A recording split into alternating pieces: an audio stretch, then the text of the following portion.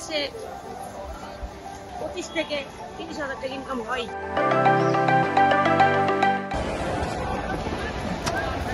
আমি মাছ কাটি 7 বছর কিন্তু মাঝখানে 4 বছর ছিলাম। অনেকে আছে আল্লাহ দিলে মনে করেন যেদিন নাও হয় কমপক্ষে 5 কেজি দাম হয় আছে মাসে 25 থেকে 30,000 টাকা ইনকাম হয়। আল্লাহ এগুলো মানে বাংলাদেশের মানুষ এই নিয়ে চীনে বিক্রি করে। আমি 1 বছরের মতো মাছ কাটা, শুক্রবার শনিবার এলে বেশি আর কি, আর নাহলে আমি আর কি 700, 800, 1000, 1200, 1500 শুক্রবার শনিবার বেশি। মাসিক পরিশ্রম করে মনে করেন 10-12 হাজার টাকা থাকে। হাসিগুলো সবাই বিক্রি করা হয় 70 থেকে 80 টাকা আসে।